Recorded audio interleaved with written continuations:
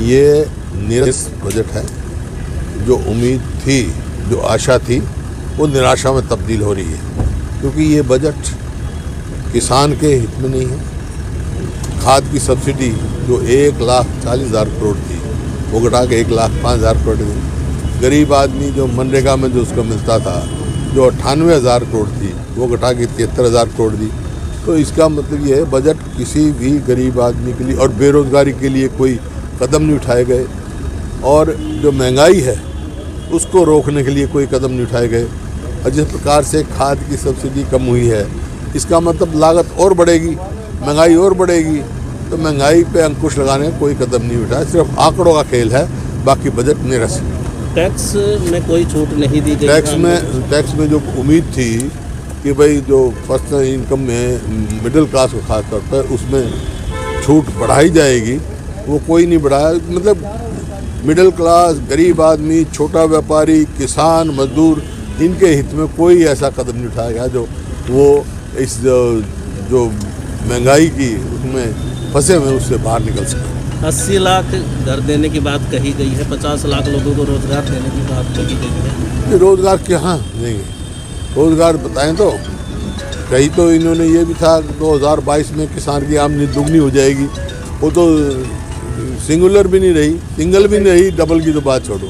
तो वो कहने वाली बात है, लेकिन जहाँ तक बजट का सवाल है, ये आंकड़ों का ख्याल है। कोई इस पर आशा, ये बजट आशा जो थी निराशा में तब्दील हो गई। तो चुनाव हम पर भी प्रभाव पड़ेगा बजट से, मानते हैं? चुनाव का देखो तो वैसे तो स्टेट्स के हैं, सेंटर का नहीं है, लेकिन उसका बजट का प्रभाव तो पड़ता ही है लोगों पर, जो गरीब आदमी पर, किसान पर, मजदूर पर पड़ेगा। देखिए, आज जो 2022-23 का जो बजट पेश हुआ है, और मैं इसके लिए एक बहुत अच्छे बजट के लिए देश के प्रधानमंत्री श्री नरेंद्र मोदी जी और देश की वित्त मंत्री श्रीमती निर्मला सीतारमण जी को बहुत बहुत बधाई देता हूं, क्योंकि मुख्य रूप से जो इस बार का बजट है, पहले के बजटों से एकदम कई मायनों में अलग ऐसा बनाया गया है। और ये केवल इस एक वर्ष के बजट की बजाय, मैं मानता हूं, जैसा बताया गया कि आगे के 25 वर्ष तक एक विशेष दिशा तय करने के लिए और बहुत सी चीजें इसमें लागू की गई हैं। इसमें मुख्य रूप से जैसे जोर दिया गया डिजिटलाइजेशन पर, क्योंकि सारी दुनिया डिजिटलाइजेशन की ओर बढ़ रही है, प्रौद्योगिकी की ओर बढ़ रही है, तो उसका प्रयोग और उसके लिए विभिन्न प्रकार के जो काम किए गए हैं, वो बहुत बड़ी संख्या में वो सब किए गए हैं।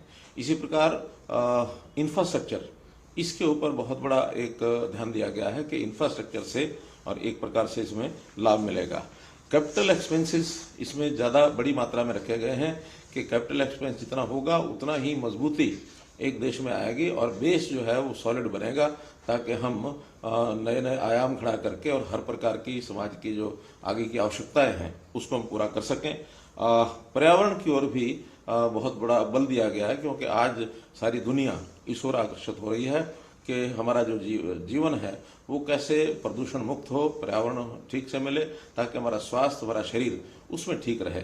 इसमें किसानों की बात भी कही गई है, इसमें युवा विशेष करके रोजगार की बात ये भी कही गई है, शिक्षा की बात भी इसमें कही गई है, और विशेष तौर पर स्वास्थ्य की दृष्टि से और कर्मचारियों का भी इसमें बहुत बड़ा एक ध्यान रखा गया है कि उनको खास करके एनपीएस में न्यू पेंशन स्कीम जो है उसके अंदर उनकी कैसे ध्यान रखा जाए, आगे उनको पेंशन का जो स्कोप है वो बढ़े और सामाजिक सुरक्षा की तरफ वो बढ़ जाए। देश की रक्षा सुरक्षा के लिए भी बहुत एक बड़ा ध्यान रखा गया और उसके अंदर भी काफ़ी मात्रा में और पैसा जो है वो आगे बढ़ाया गया है। तो एक प्रकार से हर दृष्टि से संतुलित बजट है। इसको देश को भी ध्यान रखा गया है, देश की जनता का भी ध्यान रखा गया है, हर वर्ग का ध्यान रखा गया है, और आगे आने वाले भविष्य की नींव इसमें से बजट में रखी जाए, ताकि